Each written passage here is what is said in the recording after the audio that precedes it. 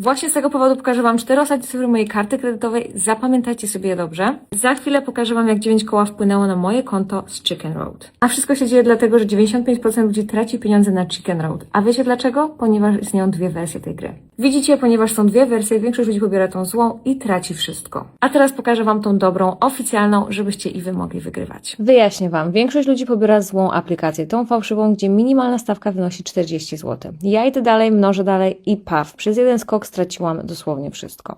Ok, a to jest ta dobra, właściwa aplikacja. Teraz wchodzimy do interfejsu, który jest bezpieczny i idealny. Tutaj minimalna stawka, jak widzicie, wynosi 4 zł. Kontynuuję mnożenie, idę dalej, robię to dalej i tak jak widzicie, robię to wszystko na żywo. Idziemy dalej i teraz możemy wypłacić naszą wygraną.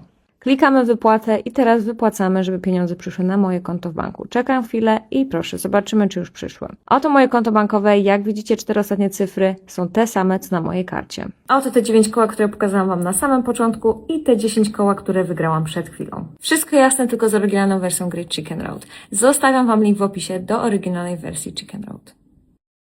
ये है Sennheiser HD 560S और under 15,000 या फिर under 20,000 rupees ये best headphone है, best open back headphone भी जो आप इससे कह सकते हो। पहले मैं Sennheiser HD 600 या फिर 650 जो है वो खरीदने वाला था, बट ऑफ कोर्स वो मेरे बजट के बाहर था। प्लस उसके लिए मुझे जो है एम्प भी यूज़ करना पड़ता। टोटल बजट ऑलमोस्ट जो है उसके बाद 30,000 रुपीज़ के आसपास जो है मेरा पहुंच जाता, जो डेफिनेटली मेरे बजट के बाहर था। तो मुझे कम प्राइस में एक बहुत अच्छा ऑप्शन चाहिए था। देन सबको पता है कि लास्ट 5 ईयर से बेस्ट ऑप्शन है इस प्राइस रेंज में, वो है HD 560S। इस वीडियो में मैं आपको क्विकली एक्सप्लेन करूंगा कि ऐसी क्या खास बात इस हेडफोन में जो ऑडियो फाइल या फिर कंटेंट क्रिएटर इवन गेमर्स की जो है ये पहली चॉइस होती है। एंड वाई मैंने HiFiMan HE400 beyerdynamic DT 990 pro AKG K702 या फिर ऑडियो टेक्निका M50X को जो है वो कंसिडर नहीं किया। So let's start. First let me explain कि Sennheiser HD 560S है क्या। तो ये एक ओपन बैक हेडफोन है, स्पेशली बनाया गया है ऑडियो फाइल को ध्यान में रखते हुए। मतलब उन लोगों के लिए जिनको म्यूजिक को सिर्फ सुनना नहीं है, म्यूजिक को फील भी करना है, उसे समझना है, जिनको म्यूजिक की हर डिटेल जो है वो जाननी है, सुननी है, हर रिकॉर्डिंग की क्वालिटी जज करनी है। वैसे तो स्टूडियो मॉनिटर जैसा ही साउंड ये देता है, बस हेडफोन फॉर्म फैक्टर में आप इसे कह सकते हो। अगर आपको एक्यूरेट साउंड चाहिए विदाउट एनी कलरिंग और आर्टिफिशियल बूस्ट, देन ये हेडफोन जो है उनके लिए है। ऑलमोस्ट सारे यूज़ के लिए जो है ये इससे बेस्ट मैं कहूँगा। इवन कॉम्पिटिटिव गेमिंग के लिए भी जो है ये ट्यूनिंग सबसे बेस्ट ही है। इसमें 38 के ड्राइवर्स हैं एंड वो 9 डिग्री एंगल पे माउंटेड है। इसका बेनिफिट मैं आपको आगे एक्सप्लेन करूंगा। 120 ohms इम्पीडेंस है इसके अंदर, सेंसिटिविटी 110 dB है, मीन्स फोन और लैपटॉप पे भी जो अच्छे से ये चल जाएगा। एम्पलीफायर की जरूरत आपको इसमें नहीं पड़ेगी, अगर है तो ऑफकोर्स अच्छी बात ही है। फ्रीक्वेंसी रिस्पॉन्स 6 हर्ट्ज से 38,000 हर्ट्ज तक इसके है, काफ़ी वाइड फ्रीक्वेंसी रेंज है, ऑलमोस्ट सब कुछ जो है वो कवर कर लेता है। Like most of the other personal headphone इसमें माइक्रोफोन नहीं है, जो काफ़ी लोगों के लिए ड्रॉबैक जो है ये हो सकता है, बट वो प्रॉब्लम अब जो है Sennheiser ने सॉल्व कर दी गई है।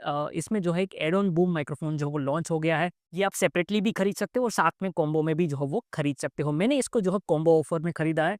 इसका रिव्यू भी जो है मैंने अपनी यूट्यूब चैनल और वेबसाइट दोनों पे अपलोड कर दिया है। क्वालिटी माइक्रोफोन की बहुत अच्छी है, इतनी अच्छी है कि इससे बेटर माइक्रोफोन आपको शायद ही किसी और हेडफोन में मिलेगा।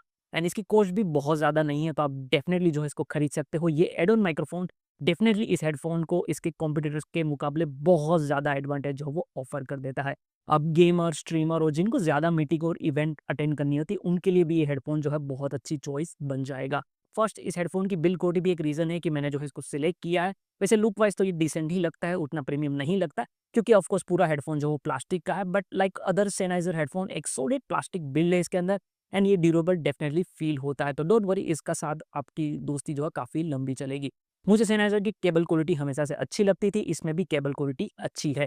1.5 metre long rubber coated cable है, काफ़ी हद तक जो है वो टेंगल फ्री है। एंड बाकी 5th जनरेशन सीरीज हेडफोन की तरह 2.5 कनेक्टर के साथ डिटेचेबल केबल है विथ ट्वाइस लॉक मैकेनिज्म, जो इंश्योर करता है कि यूज़ करते टाइम ये लूज नहीं होगा, जो अक्सर हेडफोन्स में हो जाता है। अगर केबल इनकेस खराब भी हो जाता है तो डिटेचेबल है एंड Sennheiser खुद इसका रिप्लेसमेंट जो वो सेल करती है, वो भी अफोर्डेबल प्राइस पे, तो कोई प्रॉब्लम नहीं आएगी। एंड ये भी जो है एक सॉलिड रीज़न है कि मैं Sennheiser के हेडफोन को ज़्यादा प्रेफर करता हूँ। इस हेडफोन या फिर Sennheiser का कोई भी आप हेडफोन देख लो, उसके जो पार्ट्स होते हैं, बाहर के जो पार्ट्स होते हैं, केबल, एयरपैड्स, हेडसेट, कुशन वगैरह, वो सब कुछ जो है वो रिप्लेस हो सकता है। एंड Sennheiser ऑफिशियली उन पार्ट्स को सेल करती है, तो ये एक बहुत बड़ा प्लस पॉइंट हो जाता है हेडफोन के लिए, जब हेडफोन जो थोड़ा सा महंगा हो तो। इवन जो इंटरनल पार्ट्स है, ड्राइवर, पीसीबी, वो भी Sennheiser के हेडफोन में थर्ड पार्टी थ्रू या ऑफिशियल Sennheiser के थ्रू जो है इजीली रिप्लेस हो जाते हैं। तो एक्सपेंसिव हेडफोन में ये होना जो है बहुत ज़रूरी है।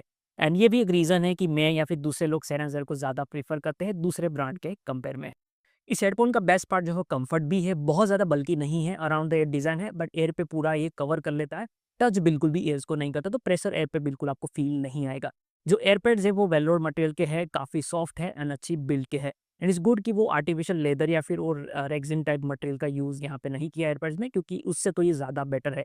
क्लीन रखना इसको थोड़ा-सा मुश्किल हो सकता है बट ज़्यादा ड्यूरेबल ये साबित होगा एंड इंडियन एनवायरनमेंट के लिए ये मटेरियल बहुत अच्छा है। इवन आफ्टर मार्केट दूसरे मटेरियल के एयरपड्स के ऑप्शन भी आपको इस हेडफ़ोन में मिल जाएँगे, तो कोई बहुत बड़ी बात नहीं है। ऊपर हेडरेस्ट एरिया में भी आपको सेम मटेरियल के साथ सॉफ्ट कुशन मिल जाता है, सो हेडबैंड में भी कोई प्रेशर आपको फ़ील नहीं आएगा एंड येस ये भी रिप्लेस हो सकता है। सो स्मॉल हेड हो या बिग हेड, सबके लिए जो हेडफ़ोन काफ़ी कंफर्टेबल है।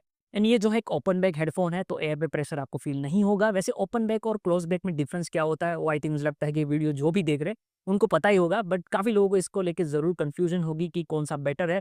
तो मैं पर्सनली जो है वो ओपन बैक ज़्यादा प्रेफ़र करता हूँ, बिकॉज़ ऑडियो में जो है एडवांटेज काफ़ी मिल जाता है। जैसे कि क्लोज़ बैक में क्या होता है कि साउंड जो है अंदर रिफ्लेक्ट होती है, जबकि ओपन बैक में साउंड उससे थोड़ी ज़्यादा नेचुरल लगती है, क्योंकि बैक ओपन है तो उसमें रिफ्लेक्ट साउंड नहीं होती है। दूसरा, ओपन बैक में ड्राइवर जो है फ्रीली मूव कर सकते हैं, तो एयर प्रेशर जो अंदर होता है वो नहीं होता, तो बेस और ट्रबल एक्सटेंशन अच्छा हो जाता है। प्लस साउंड स्टेज वाइड हो जाता है, म्यूजिक लगता है अंदर से नहीं बाहर से आ रहा है, स्पीकर जैसा फील आपको जो आ जाता है। तो यही रीज़न है कि मैं और ज़्यादातर ऑडियोफाइल ओपन बैक को जो है वो प्रेफर करते हैं। एक डिसएडवांटेज भी ये है कि हाँ, नॉइस आइसोलेशन इसमें अच्छा नहीं होता। आप म्यूजिक सुन रहे हो वो थोड़ा बाहर भी सुनाई देगा और बाहर की आवाज़ आपको अंदर भी सुनाई देगी। अब फाइनली साउंड क्वालिटी डिटेल में बट थोड़ा-सा ईज़ी वे में अगर मैं आपको एक्सप्लेन करूँ, तो 38 एमएम के ड्राइवर्स हैं एंड 9 डिग्री एंगल पे जो वो माउंटेड है। जैसे कि हम स्पीकर को ट्रायंगल पोज़ीशन पे जो सेट करके रखते हैं for better experience, same headphone में ड्राइवर को उस तरह से एंगल पे जो है यहाँ पे रखा गया है, ताकि एक बेटर साउंड स्टेज और बेटर इमेजिंग आपको मिले एंड वो इस ईयरफ़ोन में जो है वो फ़ील भी होता है। ओवरऑल साउंड सिग्नेचर जो है इसका काफ़ी नेचुरल है, सिर्फ़ थोड़ा-सा जो है वो ब्राइट है। ये म्यूज़िक को कलर नहीं करता, जो ओरिजिनल रिकॉर्डिंग में है एग्ज़ैक्टली वही ऑफ़र करता है। कोई आर्टिफ़िशियल बूस्ट इसमें नहीं है, कोई फ़न ट्यूनिंग नहीं है, almost like a studio monitor. अगर रिकॉर्डिंग अच्छी है तो अच्छा सुनाई देगा, अगर खराब है तो खराब सुनाई देगा। बेस की अगर हम बात करें तो अमेज़न पे आपने रिव्यूज़ काफ़ी इसके देखे ही होंगे ऑफ़ कोर्स। काफ़ी लोग कंप्लेन कर रहे हैं कि एसडी 560 एज में बेस कम है, बट ऐसा नहीं है, बेस इस पे कम नहीं है, बेस इसमें फ्लैट है, नेचुरल है, बूस्टेड नहीं है। तो आप नॉर्मल फ़न ट्यूनिंग या फिर वी शेप ट्यूनिंग हेडफ़ोन से सीधा इसमें अगर स्विच करोगे तो ऑफ़ कोर्स आपको कम ही लगेगा। बट एक्चुअली एचडी 560 का बेस जो है वो अच्छा है। इसका सब बेस 20 हर्ट्ज़ तक जो है एक्सटेंड करता है, तो ओपन बेस के लिए काफ़ी एक्सीलेंट है। मिड बेस टाइट है, कंट्रोल्ड है, म्यूडी बिल्कुल भी नहीं है।